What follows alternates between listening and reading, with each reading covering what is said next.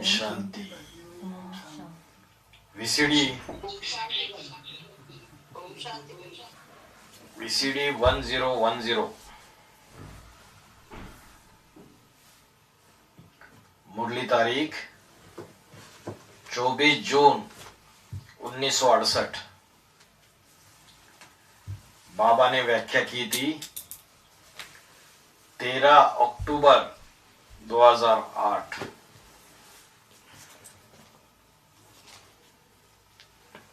आज का प्रातः क्लास है 24 जून 1968। ज्ञान की भी यात्रा है और याद की भी यात्रा है। ज्ञान की यात्रा कब पूरी होती है? पाठ का पता चल जाता है। माता जी ने बोला जब पाठ का पता चल जाए तब ज्ञान की यात्रा पूरी होती है। अष्टदेव के लिए बोल दिया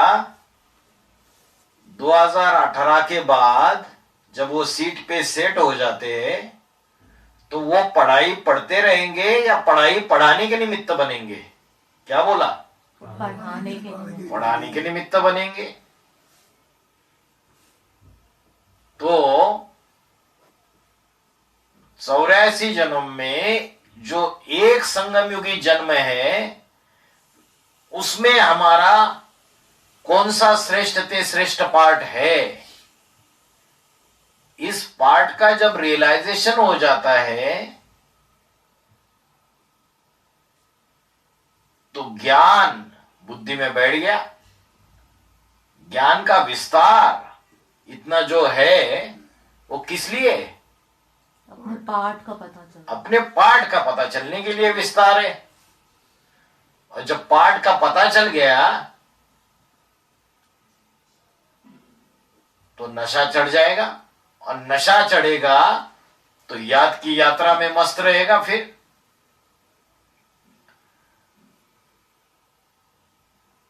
अगर रंगमंच पर कोई पाठधारी है और उस पाठधारी को अपना पाठ ही पता नहीं है तो बाबा ने क्या बोला? वो कौन सा पाठधारी है? बेवकूफ पाठधारी है। अभी ब्रह्म कुमारीज में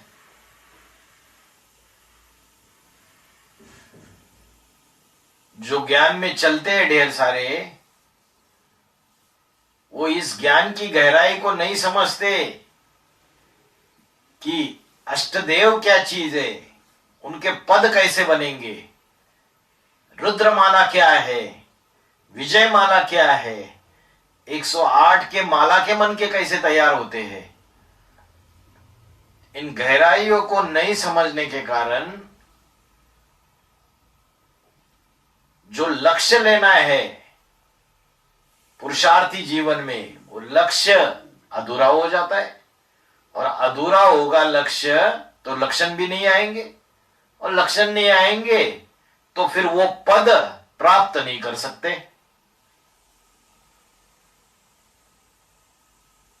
तो ज्ञानी माना जानकार, जाननहार तब कहे जब अच्छे से अपना पाठ याद करके प्ले करे। हम आत्मा है, आत्मा अनेक जन्म लेती है, अनेक चोले बदलती है। जैसे रंगमंच पर एक ही एक्टर अलग अलग चोले बदलता है, अलग अलग पार्ट प्ले करता है, ऐसे ही आत्मा 84 जन्म में 84 चोले बदलती है।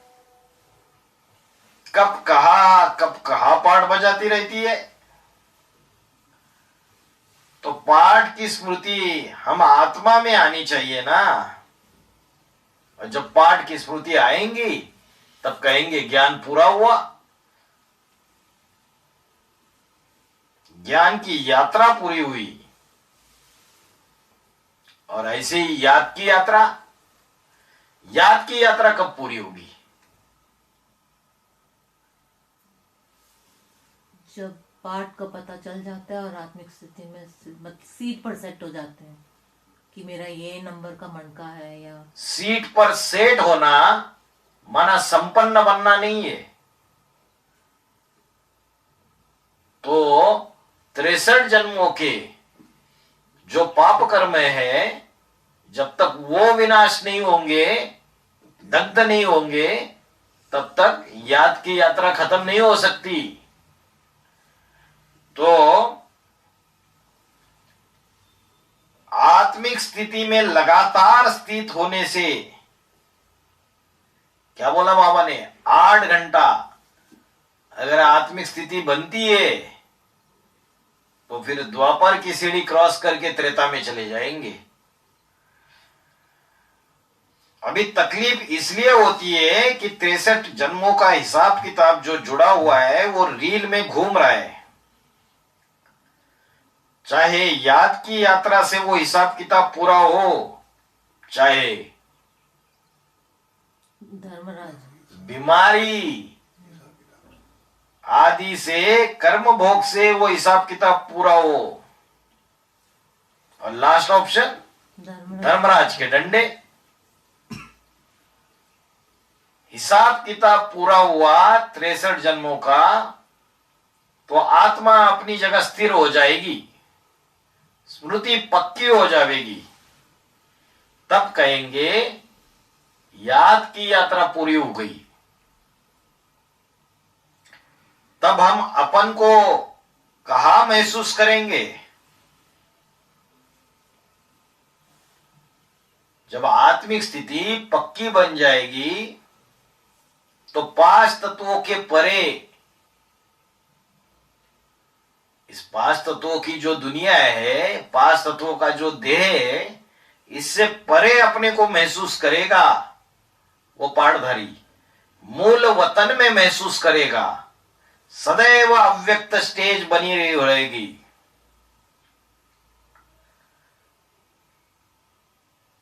और ज्ञान की यात्रा वो है वैकुंठ वतन की यात्रा।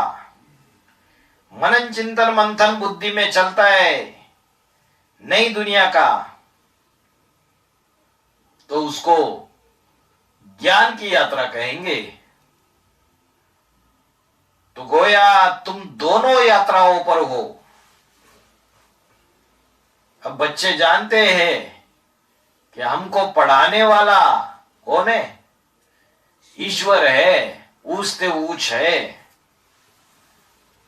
ईश्वर, वर माना श्रेष्ठ, और ईश माना शासन करता। द्वापर युग से लेके कलयुग तक जितने भी बड़े बड़े राजाए महाराजाए हुए, उन्होंने इस दुनिया के ऊपर शासन किया। लेकिन ईश्वर जो है उन सब राजा महाराजाओं को बनाने वाला है, वो उनसे भी श्रेष्ठ शासन करता है। साधारण शासन करता पढ़ाने वाला नहीं है।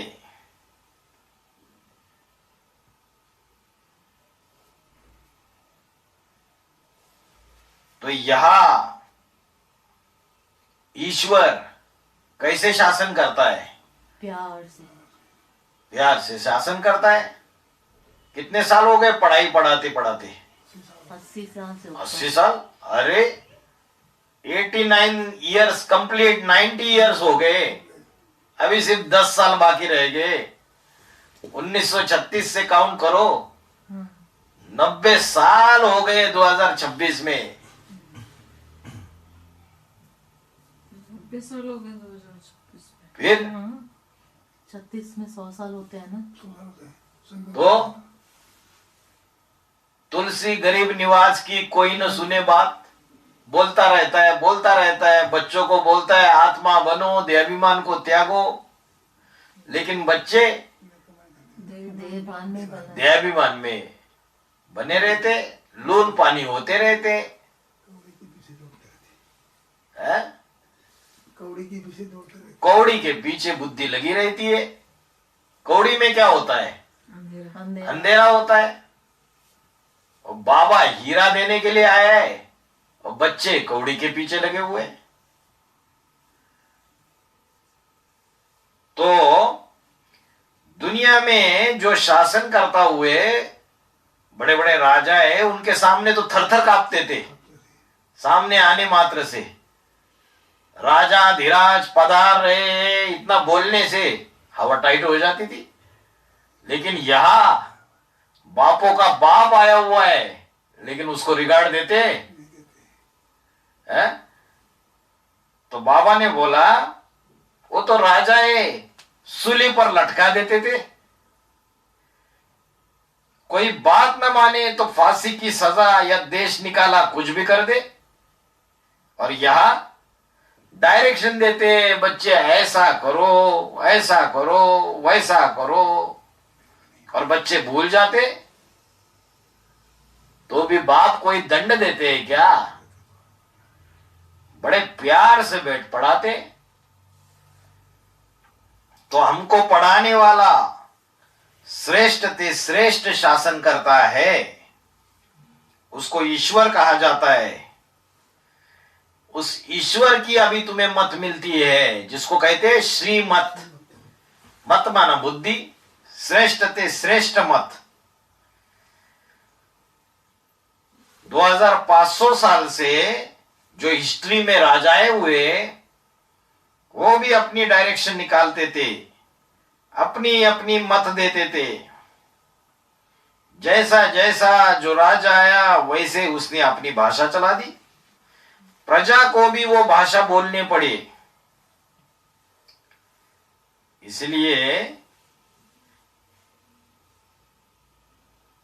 एक ही देश के अनेक राज्यों में, अनेक प्रांतों में ढेर सारी अनेक अनेक भाषाएं हो गई। तो उसका शूटिंग भी ब्राह्मणों की संगमयुगी दुनिया में होता है। जैसे सेंटर्स में इंचार्ज बहन चेंज हो जाती है, तो पहले इंचार्ज बहन के कायदे कानून नियम अलग, नई इंचार्ज बहन आएगी तो वो नए सिरे से नियम बनाएगी। तो अभी तुमको ईश्वरीय मत मिलती है, श्रेष्ठ ते श्रेष्ठ मत है बाद में। अर्थात पीछे तुमको मिलेगी कौन सी मत? इसी संगम युग में पीछे के हिस्से में कौन सी मत मिलेगी?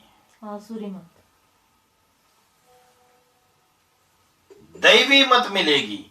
पीछे के हिस्से में ईश्वर तो तब तक इस सृष्टि पर है, जिसको हम ईश्वर कहते हैं, वो तो शिव है ना। और शिव जन्म मरण के चक्र से न्यारा है। उसकी मत कब तक है? जब तक जो पढ़ाई पढ़ने वालों में कोई एक है अव्वल नंबर का, जो उसके समान न बन जाए, जो नंबर 1 देवता न बन जाए, जब तक ये पहला पेयर नहीं तैयार होता, नर से नारायण और नारी से लक्ष्मी बनने वाला, तो उसके बाद ईश्वर की मत नहीं मिलेगी। फिर किसकी मत मिलेगी? दैवी मत। दैवी मत। उस जो देवता है लक्ष्मी नारायण, उनके शास्त्रों में कभी कोई ग्लानि नहीं सुनी। अभी जो अष्टदेव पाठधारी है, उनकी खूब ग्लानि हो रही है नहीं हो रही है? खूब तुतुथैया होती है। ऐसी बातें उनके बारे में बोली जाती है कि कोई ग्लानि सुनते ही बेहोश हो जाए। तो अभी ग्लानि हो रही है, इसका मतलब संपन्न नहीं बने।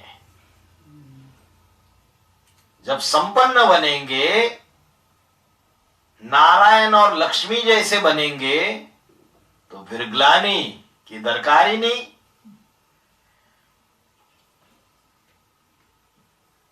दुनिया में तो हर मनुष्य की ग्लानि होती है। ईश्वर है ऊंच ते ऊंच, तो अपना पहला पहला वारिसदार बनाएगा। तो जो वारिसदार बनाएगा वो ऊंचते ऊंच बनाएगा या नीचते नीच बनाएगा? सबसे अच्छा पुरुषार्थ कौन सा है? सबसे अच्छा पुरुषार्थ है नारायण को याद करना। सहज पुरुषार्थ है। शिव का काम है, इस सृष्टि पर शिव आते हैं, पतितों को पावन बनाने के लिए आते हैं। वो तो सदैव निराकार है। पढ़ाई पढ़ाता है और उसके पास और कोई प्रॉपर्टी है नहीं। उसके पास तीनों कालों का ज्ञान है, त्रिकालदर्शी है। सृष्टि के आदि मध्य और अंत का ज्ञान है। तो ज्ञान देता है, सृष्टि का सत्य ज्ञान देता है। और उस ज्ञान को लेने वाला जो है अव्वल नंबर निकलता है, उसका नाम पड़ता है शास्त्रों में काम के आधार पे नारायण। नार माने जल और आयन माने घर।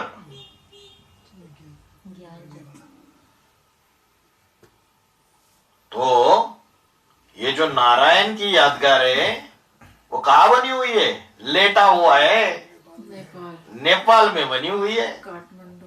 काठमांडू में। हाँ, तो नेपाल के लोगों को तो ज्यादा पक्का हो जाना चाहिए, क्योंकि यहाँ यादगार बनी हुई है। क्या यादगार बनी हुई है? एक तालाब बनाया हुआ है और उसमें एक क्षीर सागर में नारायण को आराम से लेटा हुआ है। कहाँ घर है उसका? ज्ञान जल में ही घर है। ज्ञान से होती है सद्गति और याद से होती है गति।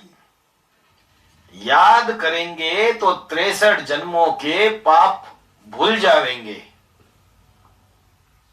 तो वेद के नेपाली कौन है? नई दुनिया की पालना। नई दुनिया की पालना करने वाले। और नई दुनिया की पालना करने वाले पहले पहले कितने हैं? 8 है अष्टदेव। और उसका फाउंडेशन कब पड़ता है? ब्राह्मणों की बीज रूपी दुनिया में। 76 ओहो, 2005-06 में उसका फाउंडेशन पड़ता है। दिल्ली में एक गुप्त स्थान बनता है जिसका नाम दे दिया एनएस, नया संगठन। और बाबा ने मुरली में बोला उस समय, नई दुनिया की सौगात तुम बच्चों को दिए ना, तुम बच्चे आना जाना करते हो ना, तो जरूर जो पक्की पक्की सूर्यवंशी आत्माएं जो नष्टो मोहा है। और दूसरी क्या विशेषता है उनकी? सफाई सच्चाई हाँ, सच्चाई सफाई। सच्चाई सफाई। ऐसी आत्माओं को बाबा ने इकट्ठा करना चालू कर दिया। और ऐसी आत्माओं में 8 माला के दाने निकलते हैं। अगर एनएस में भी 150, 200, 250 होंगे तो उसमें से भी 8 माला के दाने निकलते हैं, जिनके लिए बोला नई दुनिया की सौगात तुम बच्चों को दे दिए, तुम बच्चे आना जाना करते हो ना, तो जरूर उस स्थान पे आना जाना करते होंगे। बुद्धि से भी आना जाना करते होंगे स्थूल। और स्थूल कर्मणा से भी आना जाना करते होंगे। तो ऐसे जो पाठधारी है वो 2018 में अपनी सीट पर सेट हो जाते। तो उन 8 में कोई अव्वल नंबर का चोटी का ब्राह्मण होगा ना? है? एवरेस्ट। अव्वल नंबर का चोटी का ब्राह्मण होगा? वो कौन से नंबर का अष्टदेव है? फर्स्ट। अरे पहले नंबर का अष्टदेव। बाकी 7 भी चोटी के ब्राह्मण है, लेकिन वो हाईएस्ट चोटी है, और उस हाईएस्ट चोटी को बोला एवरेस्ट। एवरेस्ट चोटी, एवर ईस्ट माना ईस्ट में भी सबसे ईस्ट, सबसे पूर्वीय कोना। तो कलकत्ता बंगाल में आता है, तो वो तो हो गया ईस्ट। लेकिन बंगाल से भी, बंगाल, बिहार, यूपी, उत्तराखंड, इन चारों को ऊपर बॉर्डर से सटा हुआ जो नेपाल का हिस्सा है, उस नेपाल के हिस्से में भी, नेपाल की शुरुआत अगर नॉर्थ इंडिया से देखेंगे तो शुरुआत में नेपाल का पश्चिमी हिस्सा है या पूर्वीय हिस्सा है? पश्चिम। पश्चिमी हिस्सा है? कौन है पश्चिमी हिस्से में?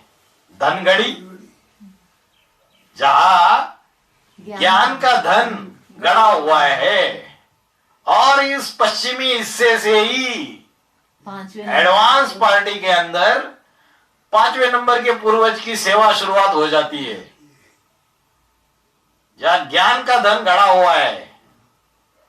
तो कोई एक बहादुर निकलता होगा वहां से, और ऐसा बहादुर होगा जो जन्म जन्मांतर का, राजा बना होगा, जन्म जन्मांतर का उस 5वें नंबर के पूर्वज का संगे साथी होगा। तो वो जन्म जन्मांतर का जो प्रेम है उसके अंदर, उसके प्रति, तो वो बहादुर वीर वो सेवा करके दिखाएगा या नहीं दिखाएगा? दिखाएगा है? तो जिन आत्माओं का अष्टदेवों के साथ पूर्व जन्मों का कनेक्शन है, वो उनसे मिले बगैर रह नहीं सकती। वाचा से जब वो ज्ञान सुनेंगे तो उनको अपनापन महसूस होगा, नेचुरल। उनको बहुत सारा खींच होगी। गहराई में ज्ञान के पॉइंट्स बताने की भी दरकार नहीं, थोड़ा सुनेंगे तो भी चटक जाएंगे। उनको लगेगा ये हमारा कुल है, ये हमारे लोग हैं, और हम ईश्वरीय सेवा में क्या न करे, ऐसा उमंग उत्साह रहेगा उनके अंदर। तो जो एवरिस्ट है, वो एवरिस्ट जो है वो पहले नंबर का अष्टदेव, जिसको कहा ईश्वर, श्रेष्ठ शासन करता। लेकिन ब्राह्मणों की दुनिया में कोई ऐसे है जो बोलते अरे बाबा ने स्वेच्छा से शरीर त्याग दिया, अभी बच्चे के रूप में बाबा एवरेस्ट में वहां जन्म ले लिया। अच्छा, वहां से जन्म लेता है, स्थूल जन्म की बात है। हद का एवरेस्ट है या भेद का एवरेस्ट है? भेद का एवरेस्ट है। भेद की ब्राह्मण चोटी है। हद का नेपाल है या भेद के नेपाली है? भेद के नेपाली है। तो ज्ञान को तरोड़ मरोड़ करेंगे और दूसरों की बुद्धि को भरमाएंगे, तो फिर ऐसे जो है वो राक्षसी संप्रदाय हो गए। बाबा ने जो ज्ञान की गहराई समझाई, ईशान कोण में ईश्वर, ईश्वर की प्रत्यक्षता होती है, इसका मतलब वो भेद का नेपाली है, नई दुनिया को पालना करने वाला। वो भेद की एवरेस्ट चोटी है, और वो उसकी जब प्रत्यक्षता होती है तो उन नेपालियों के बीच में पहले होगी या दूसरों के बीच में पहले होगी? भेद के नेपालियों के बीच में पहले होगी। और कोई ने प्रचार प्रसार करना चालू कर दिया, हद के नेपाली, तो ये तो हद का ज्ञान हो गया। फिर कोई नेपाल का रहने वाला भी उन भेद के नेपालियों के संगठन में आ सकता है और बड़ा राजा बन सकता है। जैसे मुसलमान बोलते हैं कि भाई कयामत के समय खुदा के बंदे बड़े मौज में रहेंगे, और खुदा के बंदे कौन है? हम ही है जो मुसलमान है, बाकी कोई नहीं है। अरे जो खुदा को जाने, पहचाने, माने और उसके बताए हुए रास्तों पर चले, चाहे किसी भी धर्म का हो, हिंदू हो, मुस्लिम हो, क्रिश्चियन हो, बौद्धी हो, वो खुदा के असली बंदे। वैसे कोई हद के नेपाली कहने लगे कि हम ही है जो नेपाल के रहने वाले, वही नई दुनिया असली नेपाली है, नई दुनिया की पालना करने वाले, और नेपाल में बाबा ने जन्म लिया है, तो ये हद की बातें हो गई, ये वेद की बातें नहीं है। बाबा ने बोला अष्टदेव जो है वो दक्षिण भारत से प्रत्यक्ष होते है ना, बोला ना, दक्षिण भारत से उनकी प्रत्यक्षता होती है, और उनकी विग्रह के रूप में भी दक्षिण भारत में पूजा होती है, दिग्पालों के लिए। अष्ट दिक्पालों के रूप में। तो जो प्रत्यक्षता की बात है, ये भी बेहद के प्रत्यक्षता रूपी जन्म की बात है, कोई हद की प्रत्यक्षता की बात नहीं है। तो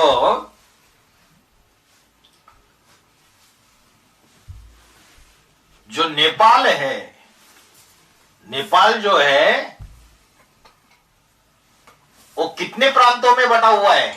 7 7 प्रांतों में, 7 राज्यों में, और एक जो गवर्नमेंट है, संघ, वो एक, और बाकी 7। उन 7 को हाँ, बाप 7 और 1 8 हो गया बोल रहे हैं। हाँ, 7 और 1 8 हो गए। उन 7 को एक कोऑर्डिनेट करने वाला, एक में वो 7 रंग मिले हुए हैं, और उस एक रंग के बिना वो 7 रंग अधूरे, बेरंग है। तो मुरली में बोला 8 राजा ये स्पष्ट दिखाई देगी ब्राह्मणों की दुनिया में। तो ये नेपाल जो है ये 7 प्रांतों में कब बटा? कभी, अभी अभी मतलब कब? साल बताओ। ये 2016 की बात है, 15-16 की है ना।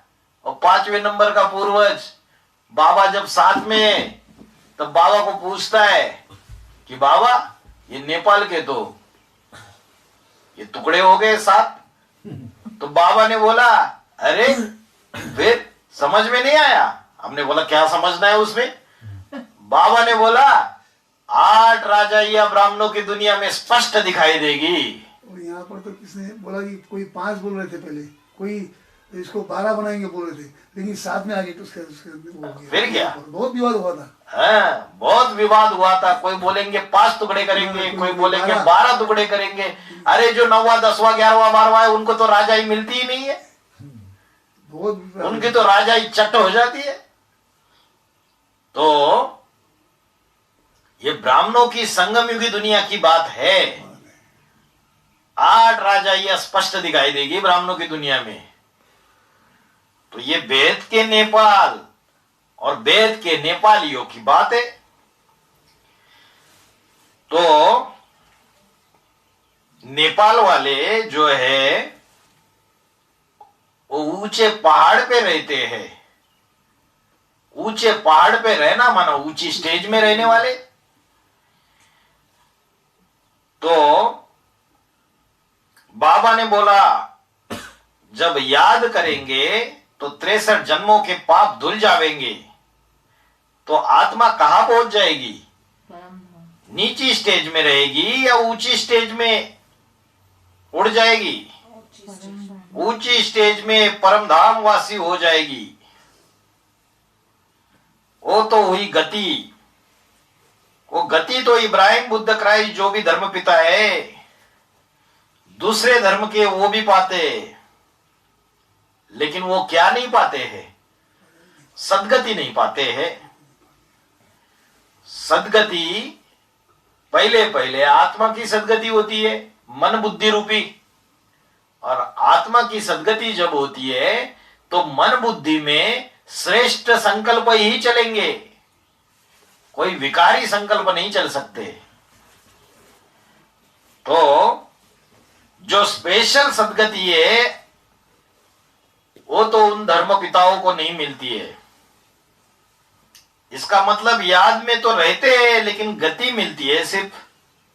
आत्मा गतिवान हो जाती है, परम धाम पहुंच जाती है, लेकिन ज्ञान पूरा बुद्धि में रहता नहीं है। जैसे आधार मूर्त है बीके वाले, उनके बुद्धि में बाप की असली पहचान का ज्ञान है नहीं, तो उनकी गति तो होती है लेकिन 100% सदगति नहीं हो पाती है।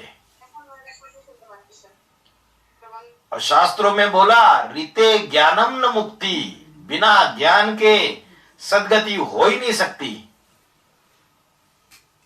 सबसे बड़ी परीक्षा है बाप की पहचान, और वो पहचान ज्ञान के आधार से ही होती है।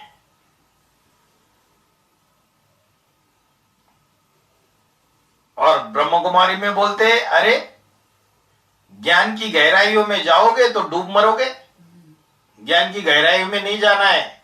एक शिव बाबा दूसरा न कोई, माँ में कम याद करो। वो शंकर पार्टी वाले बड़े ज्ञान की बातें सुनाते हैं गहरी गहरी, वो नहीं सुननी है। और फिर एडवांस पार्टी के अंदर बाप गुप्त होने के बाद और स्वेच्छा से शरीर त्यागने के बाद अष्टदेव में भी कोई एक पूर्वज है 5वें नंबर का, वो खुल्लम खुल्ला ज्ञान की गहरी बातें सुनाना चालू कर देता है। तो फिर प्रजापिता ब्रह्म कुमारियां बोलना चालू कर देती है, अरे उसकी बातें नहीं सुनना, हमें क्या करना है ज्ञान की गहराइयों में जाके, हमारे बाबा ने जितना ज्ञान दिया है उतना काफी नहीं है, और बोलेंगे कान में उंगली डाल दो, अल्लाहू अकबर, एक शिव बाबा दूसरा न कोई। भले बाबा के मुरली के पॉइंट है एज इट इज, उनको भी सुनने से अपने जिज्ञासुओं को मना कर देते हैं। खूब ग्लानि का विष डालेंगे उनके बुद्धि में, ज्ञान तो सुना पाते नहीं है, ज्ञान की गहराई दे पाते नहीं है। तो बाबा ने बोला ज्ञान के आधार से ही जीवन मुक्ति हो सकती है। परम धामवासी भी आत्मा तब बनेगी जब अपने घर को पहचानेगी, अपने घर में रहने वाले बाप को पहचानेगी। तो ज्ञान तो चाहिए ना, गति के लिए भी ज्ञान चाहिए और सदगति के लिए भी ज्ञान चाहिए। तो पीछे तुमको मिलेगी दैवी मत। अभी कौन सी मत मिल रही है? अष्टदेव की मत को दैवी मत बोलेंगे या ईश्वरीय मत बोलेंगे? दैवी मत बोलेंगे, दैवी मत बोलेंगे। तो पीछे तुमको मिलेगी दैवी मत और अभी मिलती है ईश्वरीय मत।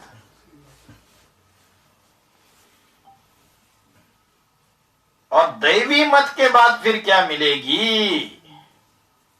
मनुष्य मत। अगर देवताओं की मत के बाद भी कहीं अटक गए और दैवी मत से बिछुड़ गए तो फिर कौन सी मत मिलेगी? मनुष्य या आसुरी मत। आसुरी मत मिलेगी। कैसे बताओ, कैसे बताओ? रत्नों से फिर पढ़ाई पढ़नी। हाँ, जो आधे अधूरे जो धर्म पिता है अष्ट रतन, उनसे पढ़ाई पढ़नी पड़ेगी आधी अधूरी।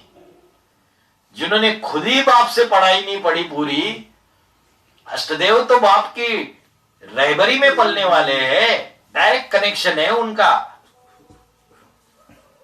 और बाप की नजर में 8 बड़े से बड़े आदमी है दुनिया के, बाप की नजर में बड़ा आदमी समझते हैं उन 8 को, वीवीआईपी।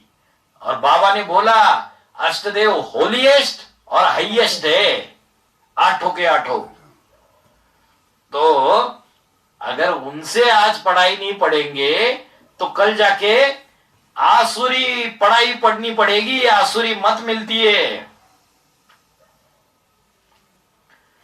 वो द्वापर युग से उधर ब्रॉड ड्रामा में भी मिलती है और यहां संगम युग की शूटिंग में भी। पढ़ते पढ़ते माया ने अगर हिला दिया तो अंत मते सुगते हो जाएगी। ये आसुरी मत मिलती है तो बिगड़ जाते। तो 3 मतें हो गई, ईश्वरीय मत, दैवी मत, आसुरी मत। मुरली में क्या बोला, गीता खंड का पॉइंट है, ब्रह्मा की मत मशहूर है तो तुम बच्चों को भी हाँ, तुम बच्चों की मत भी मशहूर होनी चाहिए। मत भी मशहूर होनी चाहिए ना। तो जो बड़े बच्चे होंगे वो अष्टदेव, उनकी मत मशहूर नहीं होनी चाहिए, होनी चाहिए। होनी चाहिए। तो ऊंचते ऊंचे ईश्वरीय मत इस सृष्टि पर, इस दुनिया में अगर रहना है, 5000 वर्ष की सृष्टि है ना, इस सृष्टि में अगर रहना है अच्छे से अच्छे, तो ऊंचते ऊंच मत है दैवी मत, और फिर है आसुरी मत। अभी बाप गुप्त हो गया, गिरा दो। तो बाप अगर गुप्त हो गया तो परिवार की पालना कौन करेंगे? वो आठ आठ आज अष्टदेव करेंगे। अष्टदेव करेंगे परिवार की पालना। तो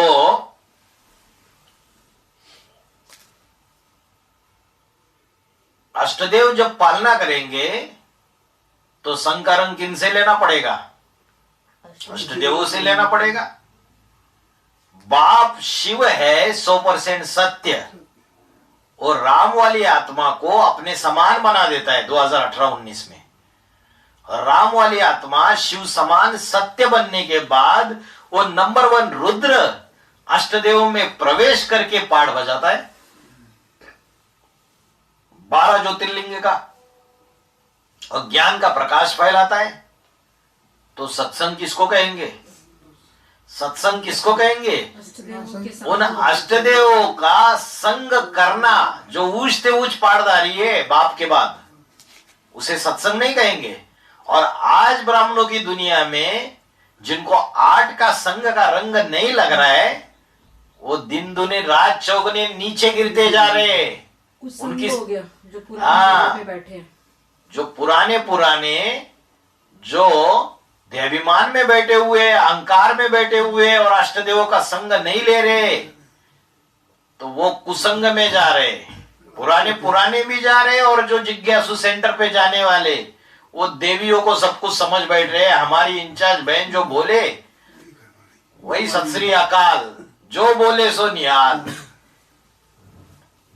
बाकी बाबा बोलते रहते, बाबा की सारी बातें थोड़ी माननी है। ऐसे बोलने वाले विधर्मी है ना, जिसके लिए बाबा ने बोला जो विधर्मी आत्माएं होती है वो आदि श्रीमत को मानती है बाबा की, और आदि श्रीमत को नहीं मानती है। परमाणु प्रूफ भी नहीं मानते हैं, हाँ, परमाणु प्रूफ भी नहीं मानते हैं, जो दिया है शरीर छोड़ा हुआ हाँ। वो भी नहीं मानते, अभी जो शरीर स्वेच्छा से त्यागने के जो प्रूफ प्रमाण मिले, वो भी नहीं मानते, उसको भी नहीं मानेंगे, क्योंकि हमारी इंचार्ज दीदी ने मना कर दिया ना। पैसे से खरीदा हुआ कहते हैं। हाँ, वो प्रूफ प्रमाण पैसे से खरीदे हुए हैं।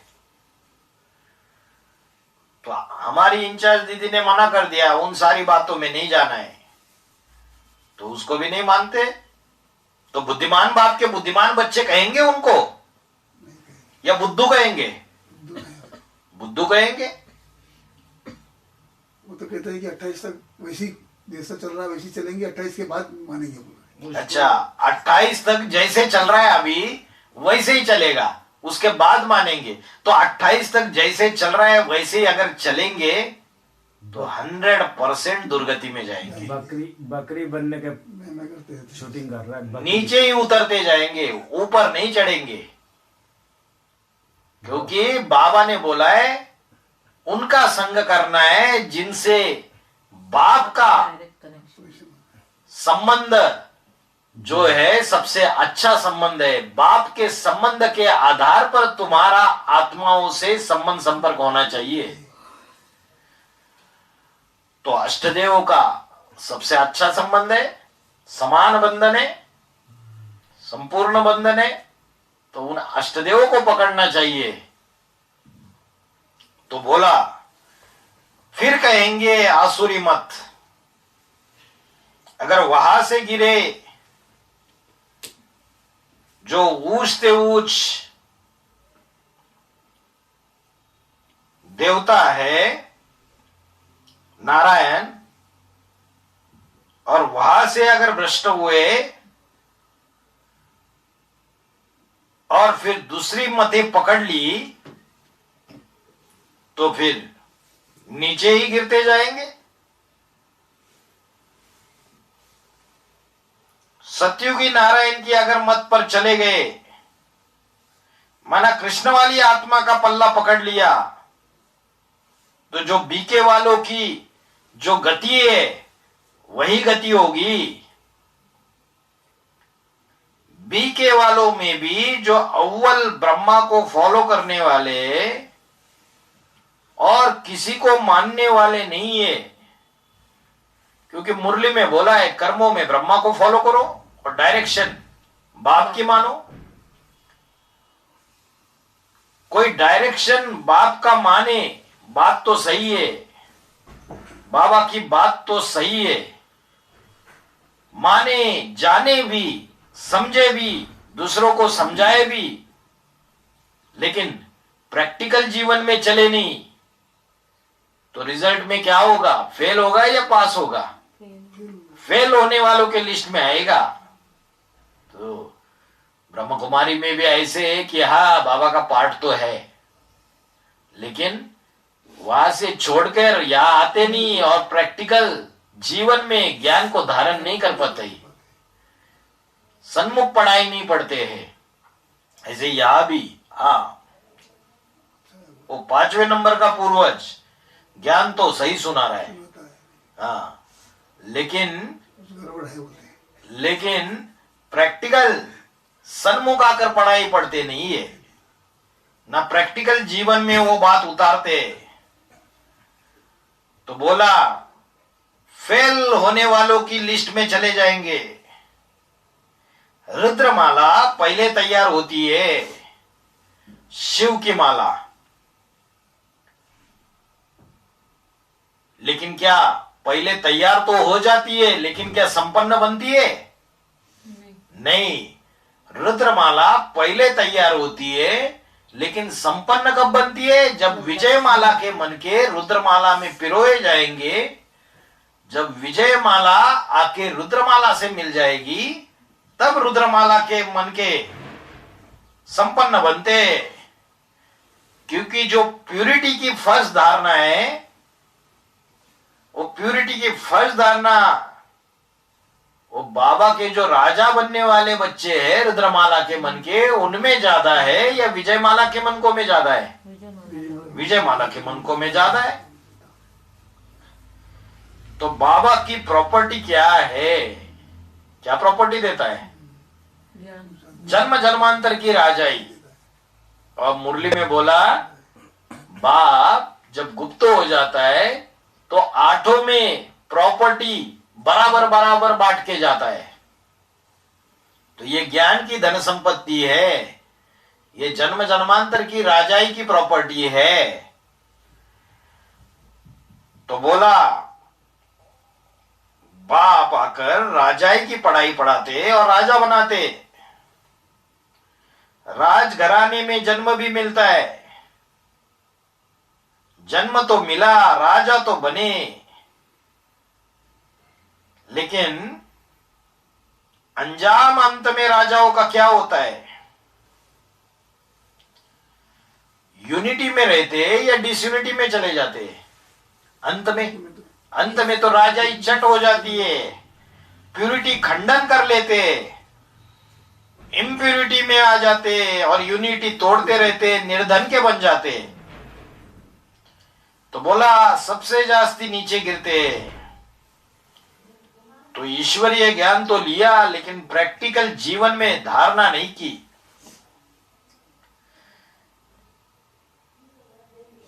इसलिए जो ईश्वर के बच्चे बनते हैं उनको इतना घाटा नहीं होगा।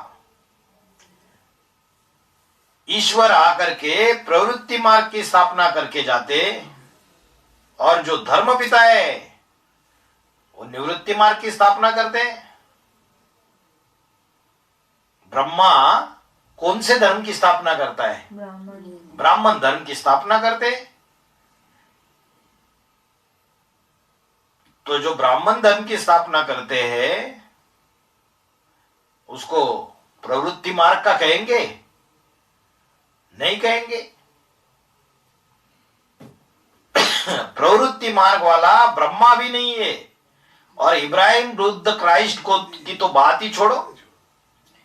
जब ब्रह्मा ही प्रवृत्ति मार्ग वाला नहीं है, तो उनके फॉलोवर्स भी निवृत्ति मार्ग वाले हैं। तो बाप आके प्रवृत्ति मार्ग स्थापन करके जाते। जो ब्रह्मा के पक्के पक्के फॉलोवर है, वो पवित्रता को तो अपनी जीवन में फॉलो करते हैं, लेकिन पक्के प्रवृत्ति मार्ग वाले नहीं कहेंगे। अभी जो ब्रह्मा कुमारी आश्रम है, वो सन्यासी जीवन व्यतीत कर रहे हैं या प्रवृत्ति मार्ग वाला जीवन व्यतीत कर रहे हैं?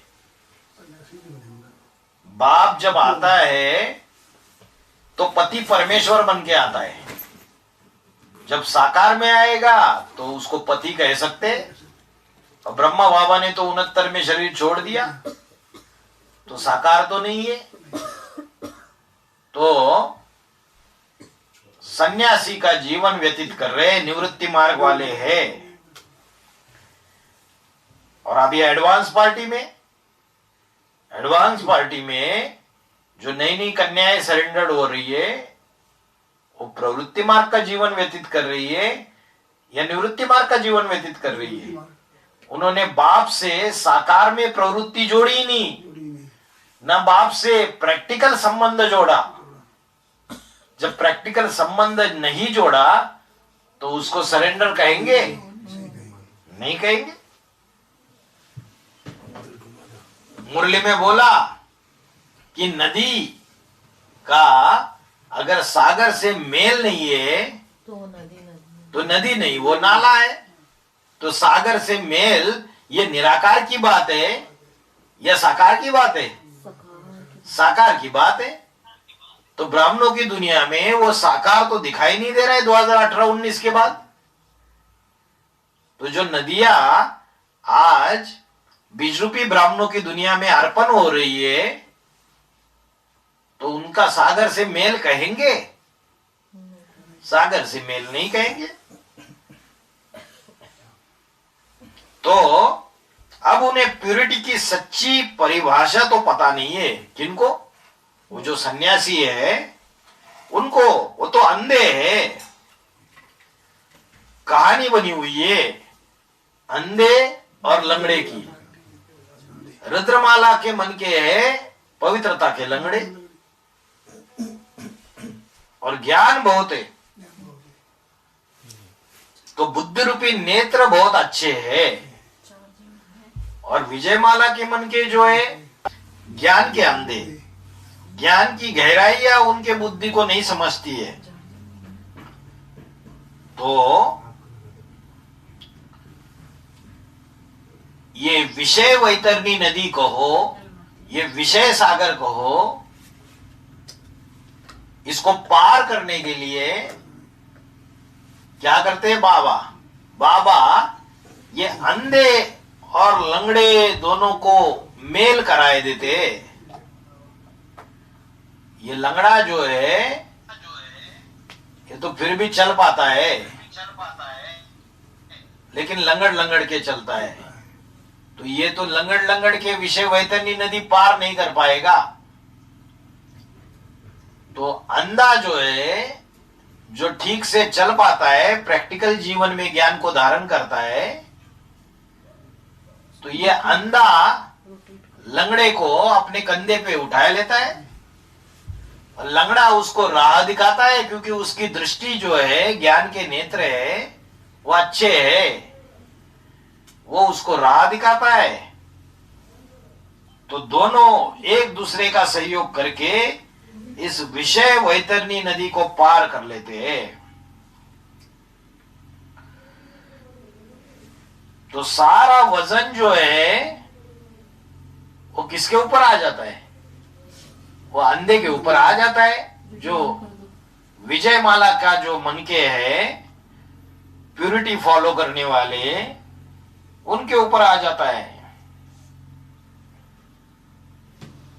तो जो फर्स्ट क्लास ब्रह्मा को फॉलो करने वाली जो विजय माला की आत्माएं हैं, वो किसका आधार ले लेती है?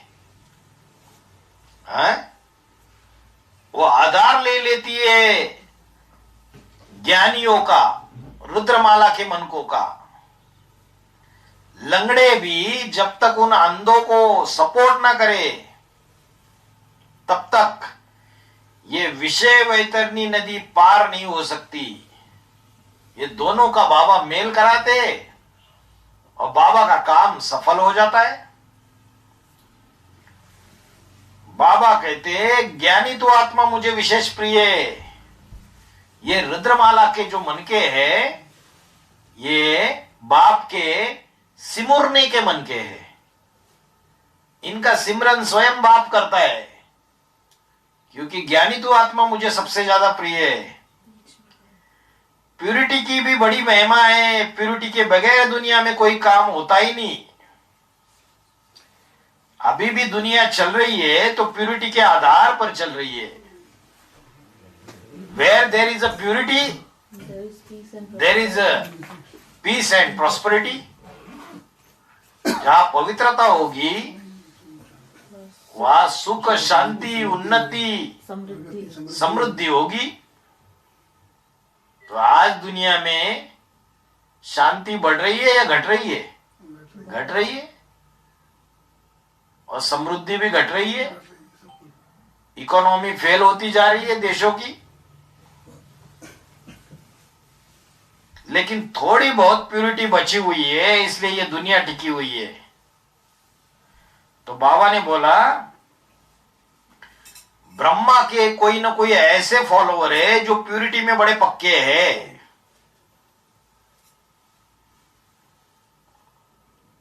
इसलिए ये संस्था अच्छे से चल रही है।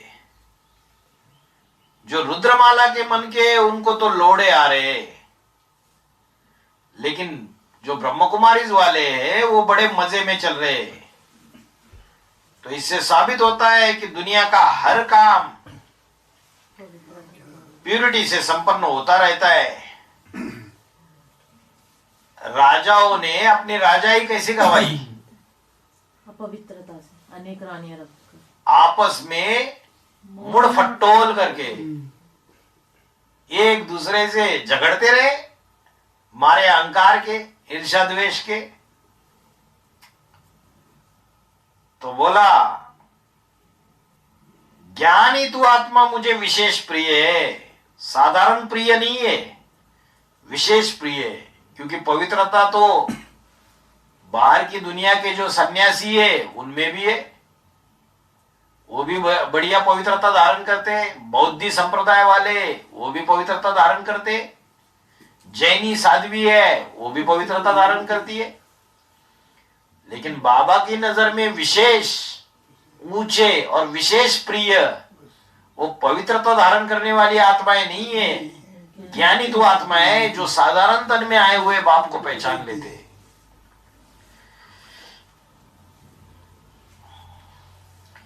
तो पवित्रता जो सच्ची सच्ची है वो बात विजय माला के मनकों के बुद्धि में तो बैठती नहीं है। सच्ची पवित्रता क्या है? घर गृहस्थ की कीचड़, हाँ, घर गृहस्थ के कीचड़ में रहते हुए कमल पुष्प समान जीवन बने। ऐसे नहीं सन्यासियों जैसे दुर्बाज खुशबाज। स्त्री देखी तो आंख नीचे झुका ली है? तो ताकत है नहीं है। संबंध संपर्क में आना पड़े ईश्वरीय सेवा के लिए। परिवार है तो आत्मा आत्मा भाई भाई की दृष्टि बनानी है, उसकी प्रैक्टिस यही करनी है। अगर सन्यासी जैसी कायरता वाली पवित्रता होगी तो भाग जाएंगे दूर, दुर्बाज खुशबाज होंगे और बोलेंगे हम तो दुर्बाज खुशबाज होके पुरुषार्थ करेंगे। तो ताकत भी होनी चाहिए। तो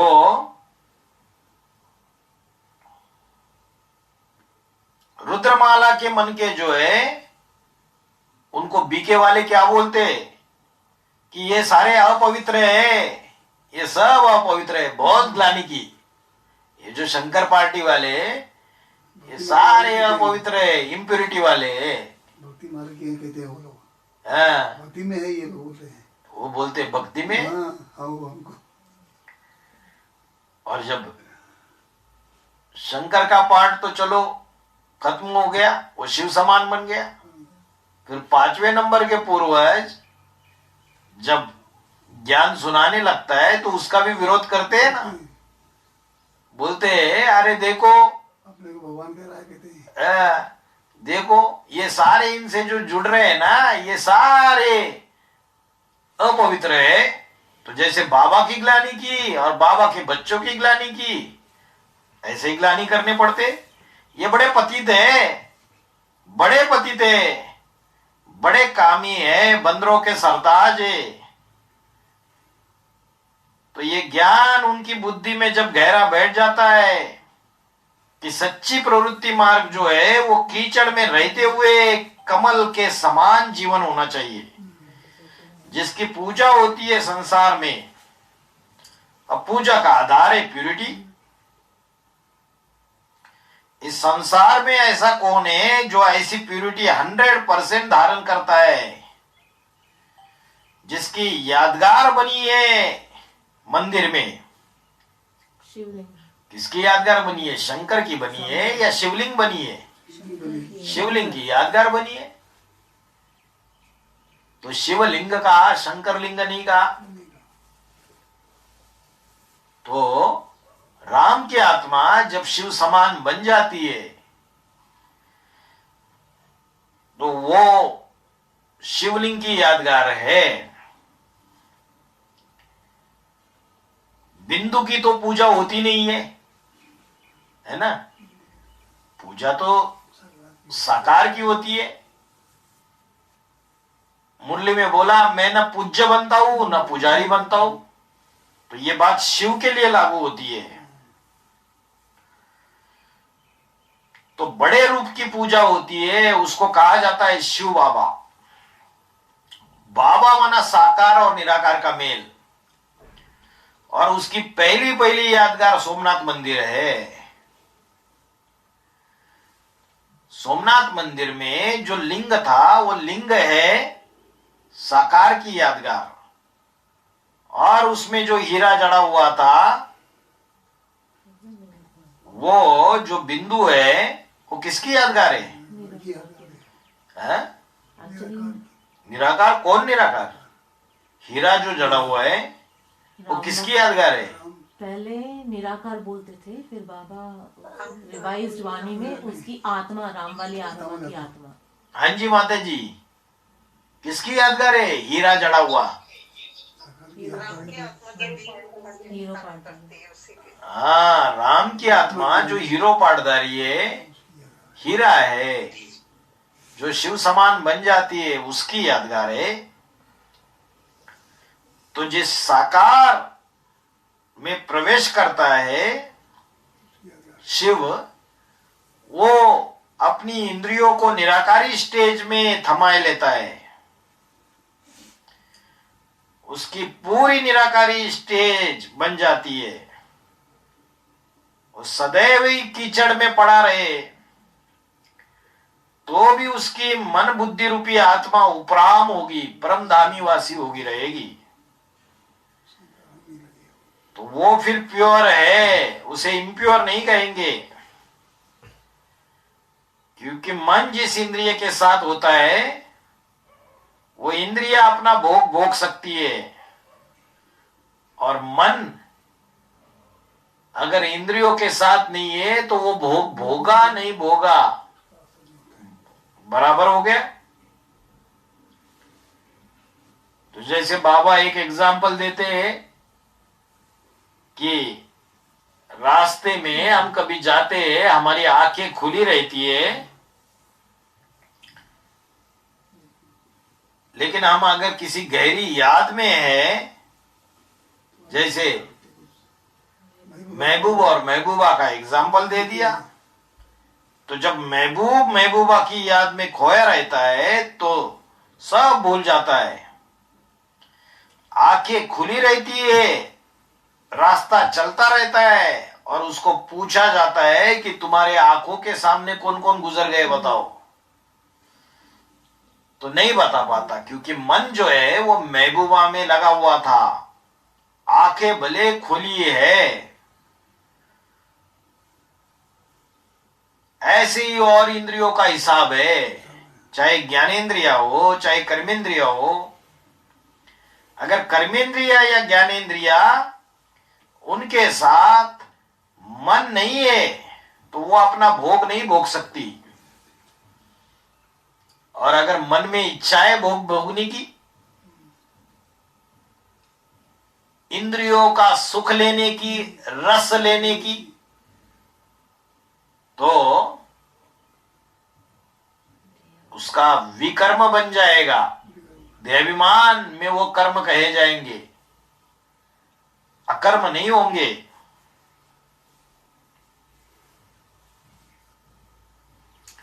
तो जो मन है वो 11वीं इंद्रिय है, वो आंखों से दिखाई नहीं पड़ती, इतनी सूक्ष्म है। वो वाइब्रेशन बनाने वाली दुनिया है, इंद्रिया है, और वाइब्रेशन के आधार से दुनिया को पलटा जा सकता है। तो जो सतयुग का पहला नारायण है उसको वाइब्रेशन से दुनिया को पलटाने वाला नहीं कहेंगे। वाइब्रेशन की ताकत तो आदि लक्ष्मी नारायण में है, जो राधा कृष्ण जैसे बच्चों को वाइब्रेशन के आधार से जन्म देते।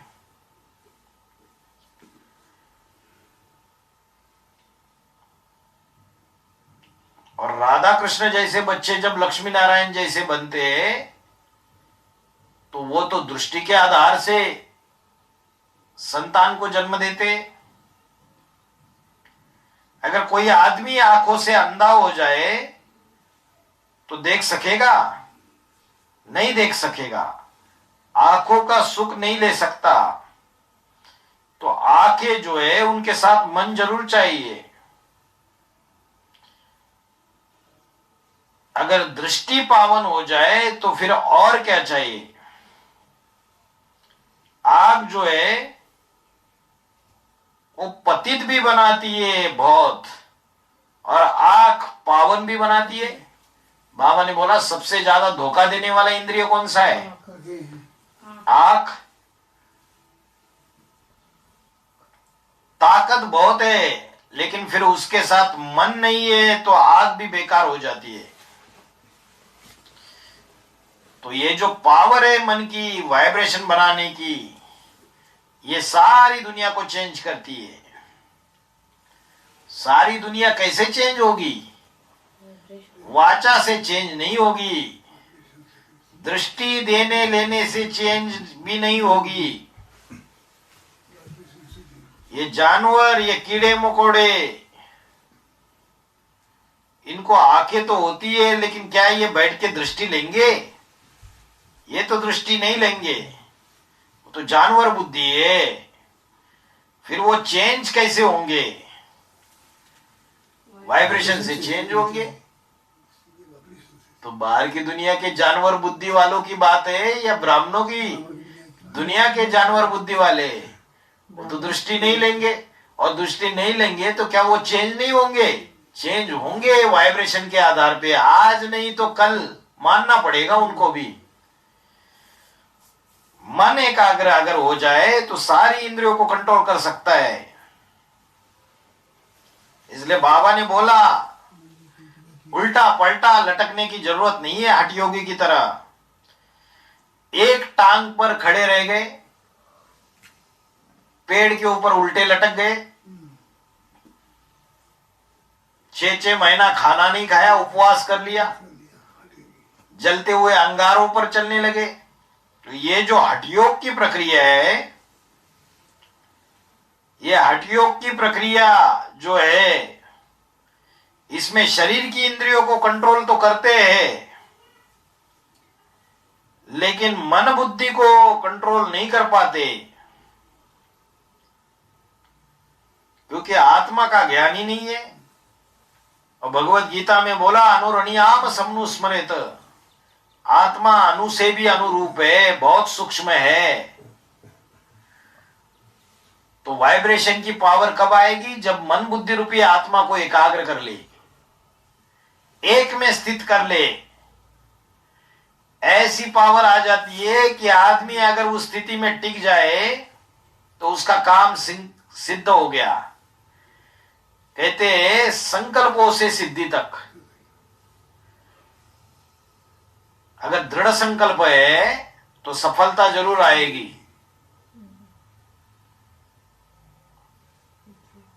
कोई काम हो दुनिया का और अगर वो फट से हो जाए, कब हो जाए? उसी के द्वारा होगा जिसने अपनी कामेंद्रियों को पूरा कंट्रोल कर लिया। और जो पुरुष होते हैं वो सारी इंद्रियों को कंट्रोल कर सकते हैं, लेकिन कामेंद्रियों को सहज सहज कंट्रोल नहीं कर सकते। तो बोला सारे पुरुष दुर्योधन दुशासन है, दुष्ट युद्ध करने वाले, दुष्ट शासन करने वाले। तो बोला प्यार का शासन नहीं करते हैं और प्यार से किसी को वश में नहीं कर सकते। तो ये काम की जो इंद्रिय है मनुष्य के अंदर, वो देवताओं में नहीं होती है।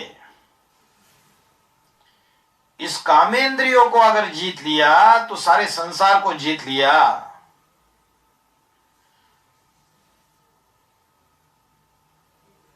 तो इस कार्य में, कामेंद्रिय को जीतने के कार्य में 100% सफल कितने होते? एक ही होता है। अष्टदेव भी 100% सफल नहीं होंगे, बोला कुछ न कुछ परसेंटेज कम रहेगा। तो बोला इसलिए एक ही है जिसका नाम शिव के साथ जोड़ा जाता है, शंकर का,